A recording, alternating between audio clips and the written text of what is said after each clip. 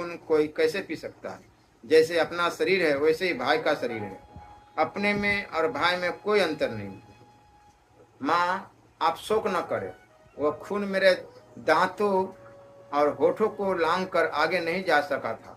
इस बात को सूर्यपुत्र यमराज जानते हैं कि केवल मेरे दोनों हाथ ही रक्त में सने हुए थे। युद्ध में वृषसेन के द्वारा नकुल के घोड़ों को मारा गया देख जो दुशासन के सभी भाई हर्ष से उल्लासित हो उठे थे, उनके मन में वैसा करके मैंने केवल त्रास उत्पन्न किया था।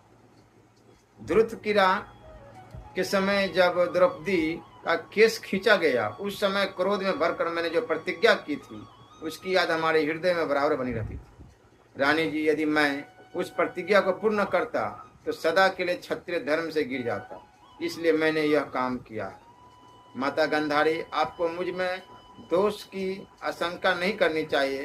पहले जब हम लोगों ने कोई अपराध नहीं किया था, उस समय हम पर अत्याचार करने वाले अपने पुत्रों को तो आपने रोका नहीं, फिर इस समय आप क्यों मुझ पर दोषारोपण करती है? गंधारी बोली, बेटा, तुम अपराजित वीर हो। तुमने इन बूढ़े महाराज के स्वपुत्रों को मारते समय किसी एक को भी जिसने बहुत थोड़ा अपराध किया था क्यों नहीं जीवित छोड़ दिया? तात, हम दोनों बूढ़े हुए हैं, हमारा राज्य भी तुमने छीन लिया।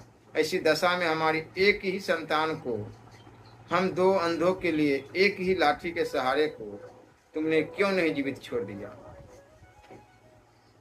तात, तुम मेरे सारे पुत्रों के लिए यमराज बन गए।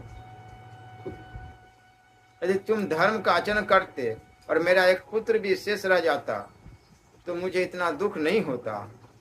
वैशंपायन जी महाराज कहते, राजन, भीमसेन से ऐसा कहकर अपने पुत्रों और पुत्रों के वध से पीड़ित हुई गंधारी ने कुपित होकर पूछा, कहाँ है वो राजा युधिष्ठिर? यह सुनकर महाराज युधिष्ठिर कांपते हुए हाथ जोड़े उनके सामने आए और बड़ी मीठी वाणी में बोले, देवी, आपके पुत्रों का संहार करने वाला कुरुकर्मा युधिष्ठिर मैं हूँ। पृथ्वी भर के राजाओं का नाश करने में मैं ही हेतु हूँ, इसलिए शाप के योग्य हूँ। आप मुझे शाप दे दीजिए। मैं अपने सुहृदों का द्रोही और अविवेकी हूँ, वैसे वैसे श्रेष्ठ सुहृदों का वध करके अब मुझे जीवन, राज्य अथवा धन से कोई प्रयोजन नहीं। जब निकट आकर डरे हुए राजा युधिष्ठिर ने ऐसी बातें कही, तब गंधारी देवी जोर जोर से सांस खींचती हुई सिसकने लगी और मुंह से कुछ न बोल सकी। राजा युधिष्ठिर शरीर